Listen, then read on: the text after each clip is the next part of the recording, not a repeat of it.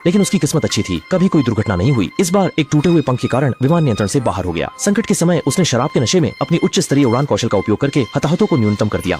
इस बार की चौंकाने वाली आपातकालीन लैंडिंग के कारण मीडिया ने उन्हें राष्ट्रीय नायक कहा, लेकिन खुशी मनाने का समय नहीं मिला। एक वकील का नोटिस उनके सामने आ गया, क्योंकि दुर्घटनाग्रस्त विमान के मलबे में जांच दल को 2 खाली शराब की बोतलें मिली, लेकिन विमान में कोई पेय पदार्थ वितरित नहीं किया गया था, क्योंकि वह वायु तरंगों के कारण हिल रहा था। अच्छी बात यह थी कि बोतल पर कोई सबूत नहीं था, जिससे शराब पीने वाले व्यक्ति की पहचान नहीं हो सकी, लेकिन जो व्यक्ति उन शराबों तक पहुंच सकता था, केवल विमान चालक दल के सदस्य। सौभाग्य से 2 लोगों की स्वतंत्र रिपोर्ट में शराब की मात्रा पाई गई। एक था वीप और दूसरी थी पहले ही मारी गई एयर होस्टेस कैलिना। वकील ने उसे कहा कि वह इस मामले को पूरी तरह से कैलिना पर डाल दे। वीप यह सुनकर बहुत गुस्सा हुआ। वो अपने सहकर्मी को फंसाना नहीं चाहता था, लेकिन खुद को जेल से बचाने के लिए उसे समझौता करना पड़ा।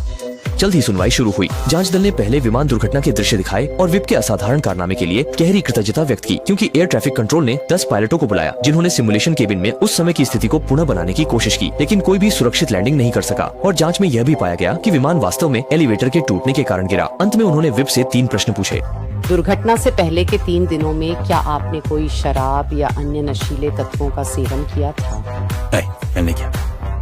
दुर्घटना की सुबह शुक्रवार 14 अक्टूबर को क्या आपने कोई शराब पी थी? नहीं, मैंने नहीं किया। क्या आपने विमान में वो 2 बोतल वोडका पी थी? यह आखिरी सवाल है। बस अगर वीप हाँ कह दे तो वह सफलतापूर्वक संदेह से मुक्त हो जाएगा और एक हीरो कप्तान बन जाएगा।